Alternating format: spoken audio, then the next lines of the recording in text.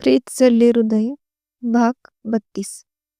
मागील भागात तुषारने त्यांना ते सीसीटीव्ही फुटेज दाखवले आणि त्याला आलेला साक्षीचा कॉल त्याबद्दल हे सांगितलं. आपल्याला मॅडमना शोधण्यासाठी हे पुरेसं आहे, तो इन्स्पेक्टर बोलला. तिचं सगळ्यांनी चमकून त्याच्याकडे पाहिलं. आता ते काय सांगतील याकडे सर्वांचं लक्ष होतं. आता पुढे इन्स्पेक्टर फरब साहेबांना ते लोकेशन माहीत झालं होतं. नक्कीच काव्याला तिथे कैद केलं असणार याची त्यांना शंका आली होती. त्यांनी त्यांचा सगळा प्लॅन तुषारला समजावून सांगितला. तुला काय वाटतं जानेमन? तर तुषार देसाई आपल्याला शोधू शकेल एवढ्या लवकर? जावेद आणि साक्षी दोघे पत्ते खेळत तिथेच काव्यावर नजर ठेवत बसले होते. पत्ते खेळताना एक पत्ता जावेद साक्षीच्या समोर टाकत बोलला. एवढ्या लवकर तरी मुळीच नाही. त्याला या ठिकाणाबद्दल माहीत होणार नाही. मला तरी असंच वाटत आहे. साक्षीने पुन्हा एक पत्ता टाकला. तू फोनवर त्याला इथला पत्ता तर दिला नाहीस ना? जावेद: नाही, एवढ्या लवकर तरी मुळीच नाही. अजून लय तडफडताना पाहायचंय मला त्या काव्याला.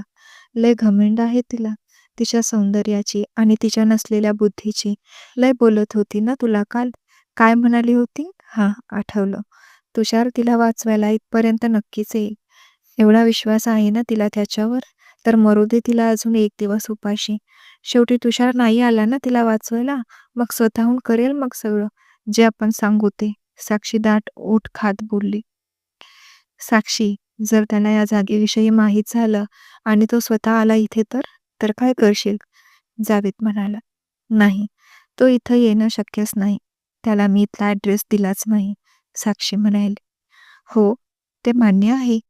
पण तू फोनवर त्याला टार्गेट केलंस. हिंमत असेल तर शोध त्या काव्याला असं म्हणालीस. जावेद बोलत होता तोच. तू जास्त विचार नको करू. तू फक्त त्या काव्याला गोड बोलून तिला फसवून तिच्याकडून ती हार्ड डिस्क तेवढी कुठे आहे ते माहीत करून घे. एकदा ती माहिती माझ्या हातात आली की मग तुषार सुद्धा काहीही बिघडवू शकत नाही आपलं, साक्षी जावेदला मध्येच तोडत बोलली. खरं तर ते दोघेही तुषारला भीत होते. त्याची पॉवर सगळ्यांना माहीत होती म्हणून तर त्याने काव्याला पकडलं होतं.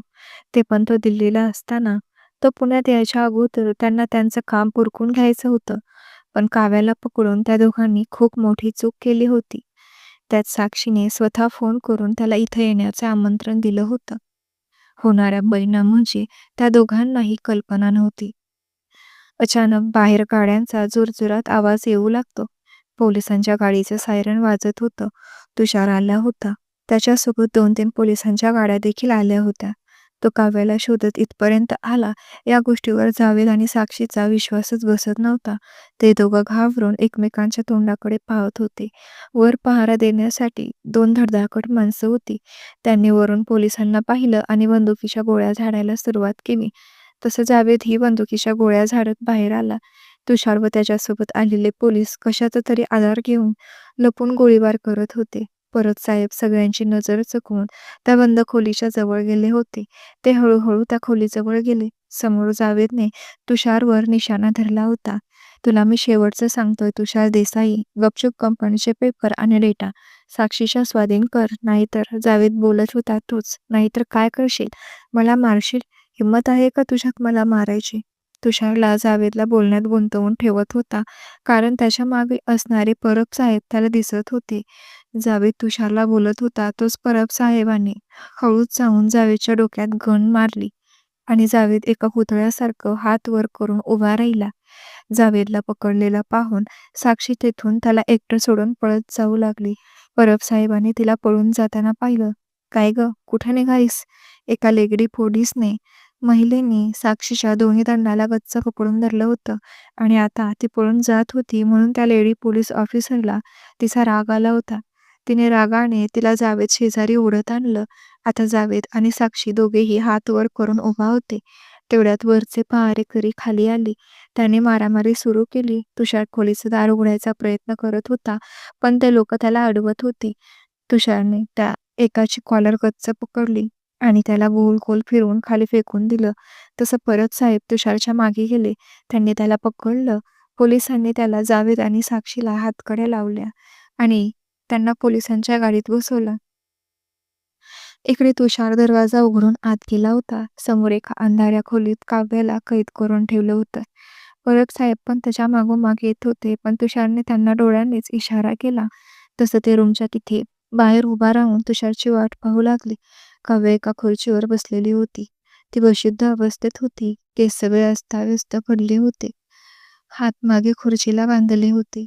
तिला त्या अवस्थेत पाहून तुषारचं अंतःकरण पिळून निघालं. तन्वी त्याला सोडून गेली होती. तिचेही जाताना हाल झाले होते. पण आता काव्याच्या बाबतीत तो शांत राहणार नव्हता. तुषार काव्याच्या जवळ गेला. त्याने तिच्या चेहऱ्यावरचे केस हलकेसे बाजूला केले. तसा तिचा सुजून लाल झालेला फेस तुषारला दिसला.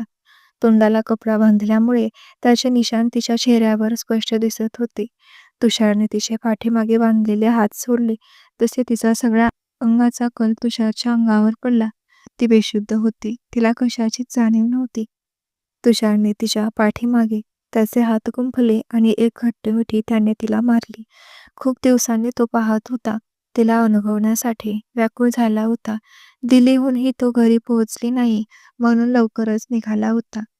तो तसाच तिच्या समोर गुडघ्यावर बसला होता. कितीतरी वेळ डोळे बंद करून तिला मिठीत घेऊन बसला होता तो. त्याने त्याचे ओले डोळे रुमालाने पुसून काढले. त्याने नकळत तिला कपाळावर हळूवार एक किस केला आणि आता त्याला जाणवलं की तिचं अंग खूप गरम लागत आहे. त्याने तिला पटकन दोन्ही हातावर उचलून घेतलं आणि तो तेथून निघून गेला. Good morning Kavya, how feel you now? समोर डॉक्टर कदम काव्याला म्हणाले. तसं काव्याने हळूवार डोळे उघडले. ती एका पॉश खोलीमध्ये एका बेडवर झोपली होती. काव्याला काल रात्रीचं तुषारने हॉस्पिटलमध्ये दाखल केलं होतं. तिचा बीपी लो झाला होता आणि तिला थोडा विकनेस पण जाणवत होता. तुषारला तिची काळजी वाटत होती, त्यामुळे तो सरळ तिला इथे घेऊन आला होता. रात्रभर ती शुद्धीत नव्हती. तिला शुद्ध यायची तो रात्रभर वाट पाहत होता. तो तिच्या खोलीबाहेर तर कधी तिच्या जवळ बसून होता, पण सकाळी त्याला काहीतरी आठवलं आणि तो तेथून निघून गेला. तसे डॉक्टर कदमनी पण त्याला काव्य आता धोक्याच्या बाहेर आहे आणि तिला शुद्ध यायला अजून बराच वेळ लागेल असं कळवलं होतं. तुषार तिथून निघून जाताच तिला शुद्ध आली, पण तिला 2 दिवसापूर्वी काय झालं हे आठवत नव्हतं. डॉक्टर कदमनी तिच्या हाताला लावलेली सलाईन काढून टाकली. काव्याला काही समजत नव्हतं ती इथे कशी आली ते. तिला फक्त त्या दिवशी ती घाईत घरी जात होती आणि त्यानंतर तिच्या चेहऱ्यावर कोणीतरी कपडा टाकून तिला किडनॅप केलं इथपर्यंतच तिला आठवत होतं. पुढे काय झालं हे ती पूर्णपणे विसरून गेली होती. तिने उठून बसण्याचा प्रयत्न केला तसे 2 सिस्टर धावत तिच्याजवळ आल्या. मॅडम, तुम्ही आता शुद्धीत आलात. तुम्हाला अजूनही विकनेस आहे. त्यात 2 दिवसापासून तुम्ही काहीच खाल्लं नाही. तुषार सरांनी तुमच्यासाठी हे नारळ पाणी आणलं आहे. तुम्ही थोडंसं घ्या, मग नंतर काही वेळाने तुम्हाला जेवण देता येईल, ती सिस्टर बोलली आणि तिच्या हातात नारळ पाणी देऊन निघून गेली. काव्याने ती सिस्टर गेली त्या दिशेला पाहिलं आणि एक उसासा टाकला. सलाईनने हाताला थोडीशी वेदना जाणवत होती. आता तिच्या मनात तुषारचा विचार आला. तुषार सर दिल्लीहून आले? पण कधी आले? आपल्याला त्यांना भेटायला हवं होतं. पण मी अशी हॉस्पिटलमध्ये आणि हे नारळ पाणी सरांनी माझ्यासाठी आणलं आहे. पण काय झालं होतं मला? काव्याच्या मनात प्रश्नच प्रश्न डोकावत होते. पण तुषारने तिच्यासाठी काहीतरी आणलं होतं म्हणून त्याही अवस्थेत ती खुश झाली.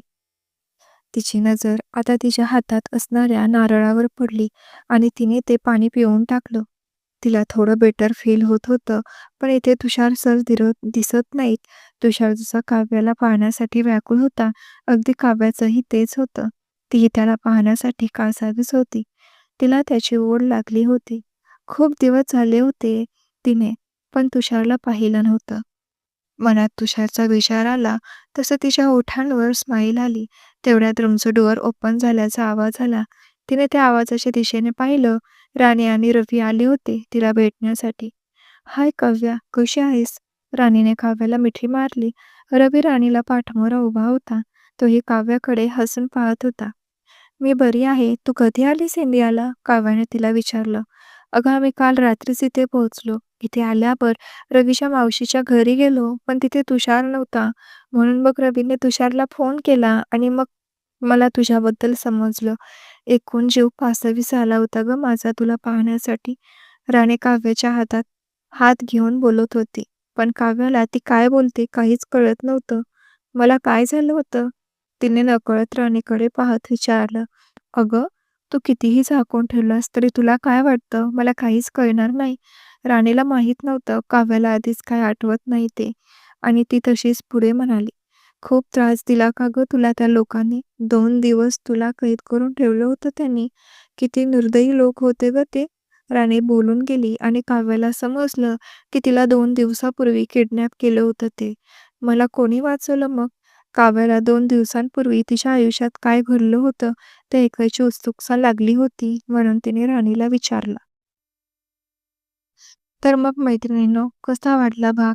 भाग आवडला असेल तर लाईक करा, शेअर करा, चॅनलवर नवीन असाल तर सबस्क्राईब करा, जेणेकरून येणाऱ्या नवीन व्हिडिओचे नोटिफिकेशन तुमच्यापर्यंत लवकर पोहोचेल. Thanks for watching. मन माझे चॅनल.